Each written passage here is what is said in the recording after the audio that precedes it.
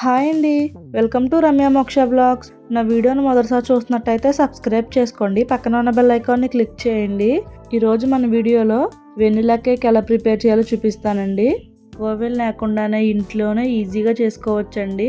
మన ఛానల్ పెట్టి 1 ఇయర్ అయిందండి. ఈరోజు మన ఛానల్కి ఫస్ట్ బర్త్డే. అలానే మనకి 1000 సబ్స్క్రైబర్స్ కూడా రీచ్ అయ్యాము. బేకరీస్లో ఎలా అయితే ఉంటాయో మన ఇంట్లో కూడా అలానే చేసుకోవచ్చు. మరి ఈ వెనిలా కేక్ని ఎలా ప్రిపేర్ చేయాలో చూపిస్తాను, చూసేయండి. ముందుగా ఒక బౌల్ తీసుకోండి. దాంట్లోకి స్ట్రైనర్ని కానీ లేదంటే ఇలా జల్లెడు కానీ పెట్టుకోండి. ఇక్కడ నేను 1/2 kg వెనిలా కేక్ అయితే చేసుకుంటున్నానండి. వాటికి కొలతలు అయితే చూపిస్తున్నాను. 1/2 kg కేక్కి 1/2 కప్ మైదా అయితే తీసుకోవాలి. కరెక్ట్గా తీసుకోవాలి. ఎక్కువ తక్కువ కాకుండా కప్పుకి సమానంగా తీసుకోండి. బేకరీ స్టైల్ పేస్ట్రీ కేక్స్ చేయాలంటే మనకి ఖచ్చితంగా మెజర్మెంట్లు అనేది కంపల్సరీ ఉండాలండి.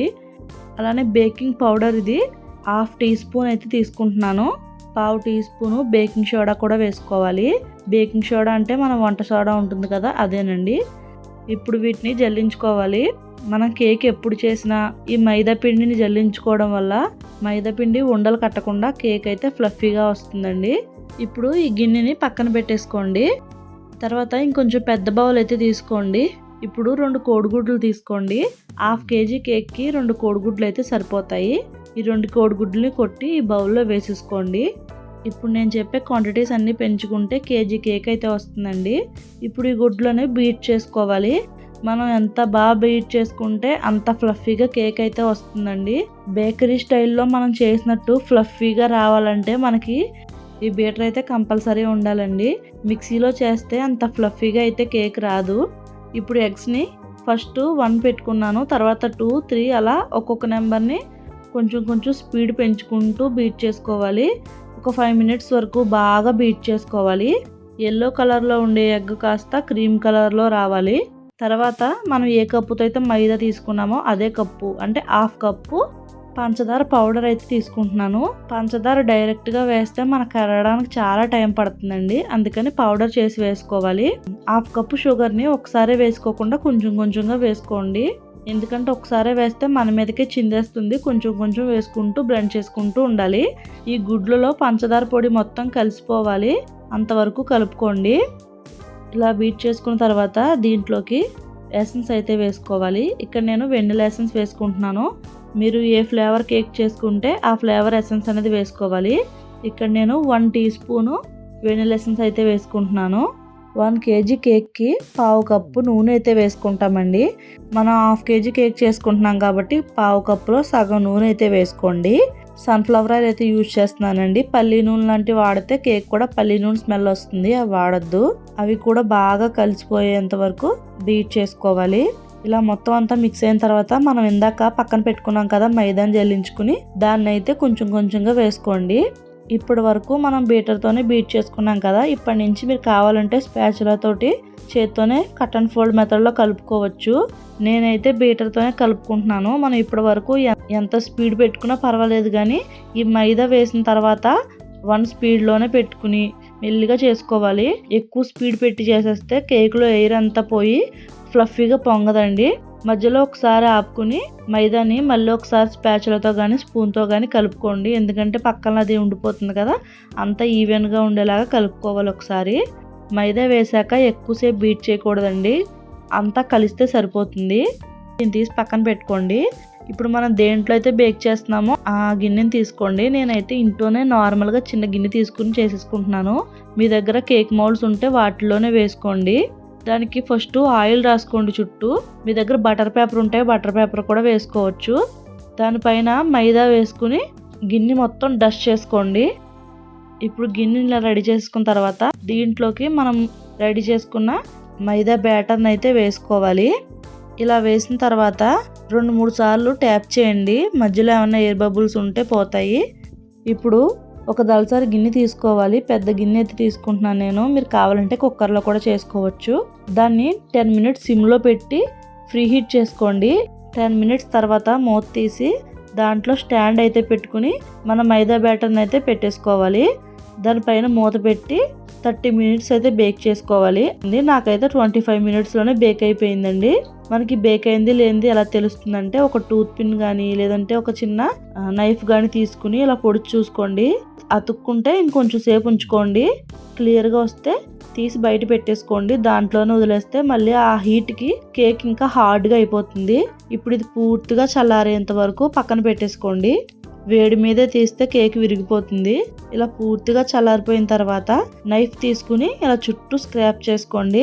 తర్వాత ఒక ప్లేట్ తీసుకుని దాన్ని డిమోల్డ్ చేసుకుని పైన ఒకసారి ట్యాప్ చేసుకోండి. కేక్ చాలా ఈజీగా ఊడొచ్చేస్తుందండి. ఏమి ఇబ్బంది పడక్కర్లేదు. చూడండి ఎంత బాగా వచ్చిందో.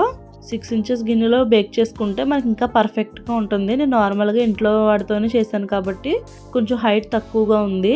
ఇప్పుడు చూడండి ఎంత ఫ్లఫీగా వచ్చిందో మీకే తెలుస్తుంది. ఎక్కడ బ్రేక్ అవ్వకుండా ఎంత బాగా వచ్చిందో. ఇప్పుడైతే షుగర్ వాటర్ని రెడీ చేసుకుందామండి. ఫస్ట్ ఒక 1/2 కప్ వరకు వాటర్ వేసుకోండి. మనకి 1/2 కప్ కేక్కి 1/2 కప్ వాటర్ సరిపోతుంది. నేను ఇందాకే షుగర్ పౌడర్ చేసి పెట్టుకున్నాను కదా, అదైతే నాకు ఇంకా ఉందండి. అందుకని షుగర్ పౌడర్ని డైరెక్ట్గా కలిపేసుకుంటున్నాను. 4 స్పూన్లు అయితే వేసుకుని ఈ నీళ్ళలో కలిపేసుకున్నాను.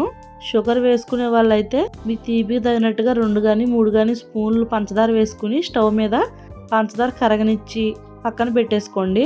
పూర్తిగా చల్లారిపోవాలి. మనం ఈ కేక్ చేసేటప్పుడు ఏ వస్తువు కూడా వేడిగా ఉండకూడదు, అన్నీ చల్లగానే ఉండాలి.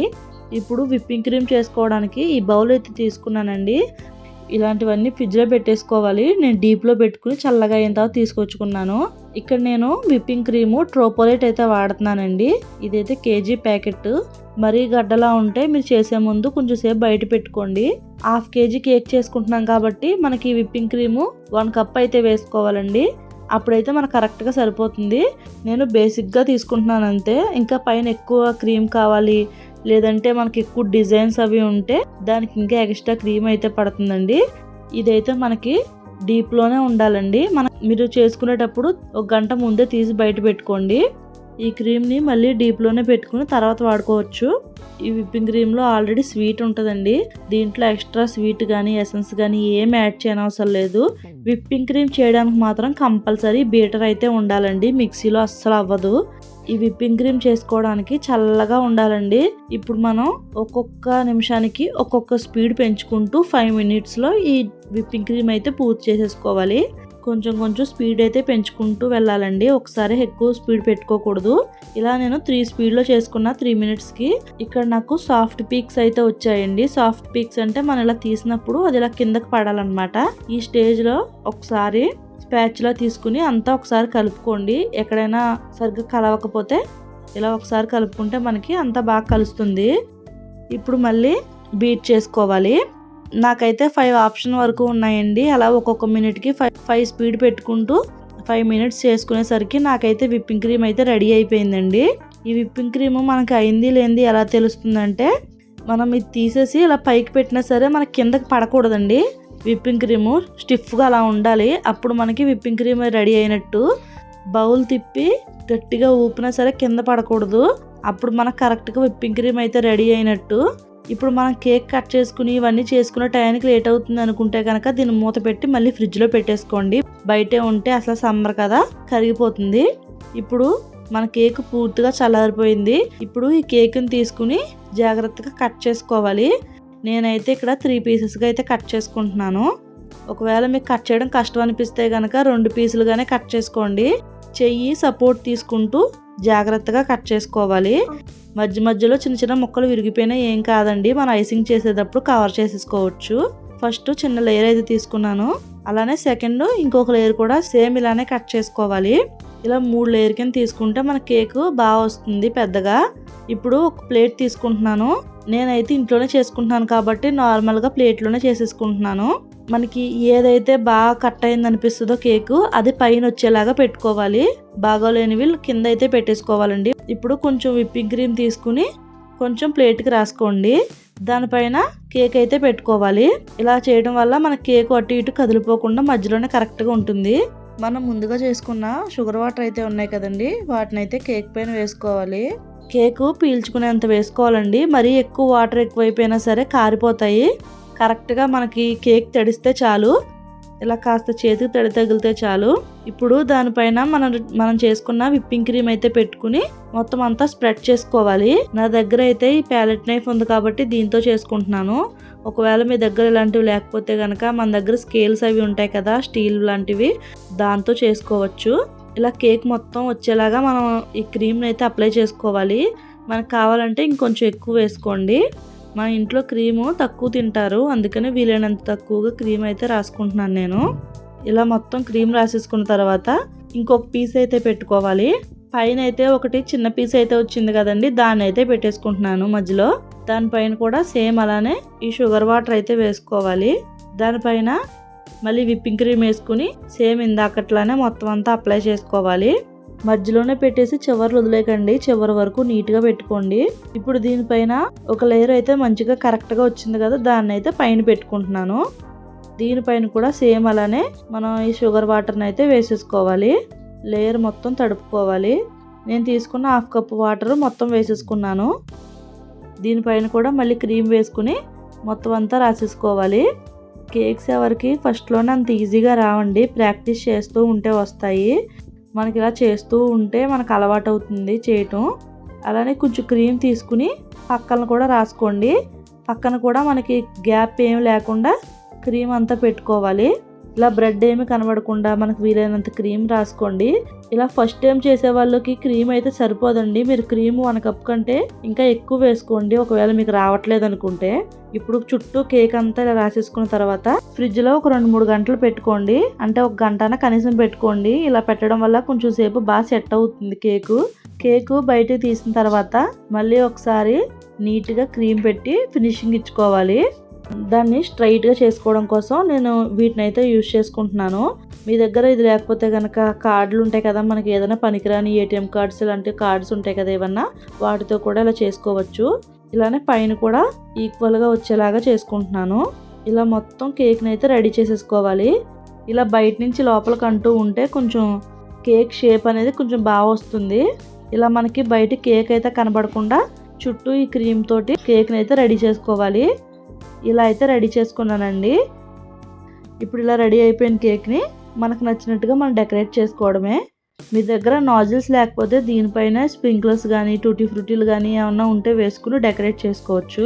నాజిల్స్ ఉంటే కనుక మిగిలిన విప్పింగ్ క్రీమ్ అంతా వేసేసుకుని దాంతో మీకు నచ్చిన డిజైన్ అయితే వేసుకోండి. ఇక్కడ నేను కొంచెమే క్రీమ్ తీసుకున్నాను కాబట్టి చిన్న చిన్న స్టార్స్ తోటి ఫినిషింగ్ ఇచ్చేసుకుంటున్నాను. నాకు క్రీమ్ అయితే ఇక్కడతో ఇలా సరిపోయిందండి. మనకి ఎక్కువ డిజైన్స్ కావాలి అనిపిస్తే కనుక ఇంకొంచెం విప్పింగ్ క్రీమ్ ఎక్కువ చేసుకోవాలి. ఇలా ప్లెయిన్గా ఉండే కంటే మనం ఇలా స్ప్రింక్లర్స్ అవి ఏమన్నా ఉంటే వేసుకుంటే లుక్ అయితే ఇంకా బాగుంటుందండి. ఇక్కడ నేను స్ప్రింక్లర్స్ ఉంటే వాటిని అయితే వేసుకుంటున్నాను. ఇలా వీటన్నింటినీ వేసేసుకున్న తర్వాత కింద కూడా నేను ఒక బార్డర్ లాగా అయితే వేసుకుంటున్నానండి. ఇప్పుడు వాటిపైన కూడా ఈ స్ప్రింక్లర్స్ అయితే వేసుకుంటున్నాను. ఇలా మీకు నచ్చినన్ని వీటిని వేసుకోవచ్చు. ఇలా కేక్ని అయితే రెడీ చేసుకున్నానండి. లుక్ అయితే చాలా బాగా వచ్చింది. మధ్యలో ఎవరి బర్త్డే అయితే వాళ్ళ బర్త్డే పేరు రాసుకోవచ్చు. నేనైతే యూట్యూబ్ ఛానల్ బర్త్డే కాబట్టి చిన్న కిసాన్ జామ్ ప్యాకెట్ ఉంటే దాంతో ఇలా అయితే ట్రై చేస్తున్నాను. యూట్యూబ్ లోగో అయితే వేశాను. అలానే 1K సబ్స్క్రైబర్స్ వచ్చారు కాబట్టి 1K అని కూడా వేసుకున్నానండి. మీ దగ్గర రెడ్ కలర్ ఉంటే ఈ విప్పింగ్ క్రీమ్లో వేసుకుని కలుపుకుని కూడా ఇలా రాసుకోవచ్చు. నా దగ్గర అయితే రెడ్ కలర్ అయితే లేదండి, అందుకని జామ్ అయితే యూజ్ చేసి ఇలా చేసుకున్నాను. దాన్ని అయితే సెలబ్రేట్ చేసుకుని చిన్నగా కట్ చేసుకున్నాము. ఇలా చేసిన తర్వాత కూడా మనం ఫ్రిడ్జ్లో పెట్టేసుకోవాలండి. అప్పుడే మనకి లోపల ఉన్న వాటర్ అంతా కూల్గా అయ్యి కేక్ అనేది టేస్ట్ బాగుంటుంది. డీప్లో అయితే పెట్టకూడదు. ఇలా ఈ కేక్ని అయితే నార్మల్గానే ఫ్రిడ్జ్లో పెట్టుకోండి. చూడండి ఎంత బాగా వచ్చిందో. బయట బేకరీస్లో ఎలా అయితే ఉంటుందో అలానే ఉంటుంది. అలానే నా ఛానల్ సబ్స్క్రైబ్ చేసిన వాళ్ళందరికీ చాలా థ్యాంక్స్ అండి. ఈ సెలబ్రేషన్ అంతా మీ వల్లే జరుగుతుంది. నా వీడియో కనుక మీకు నచ్చినట్టయితే లైక్ చేయండి, షేర్ చేయండి, కామెంట్ చేయండి, సబ్స్క్రైబ్ చేయండి. బాయ్ అండి.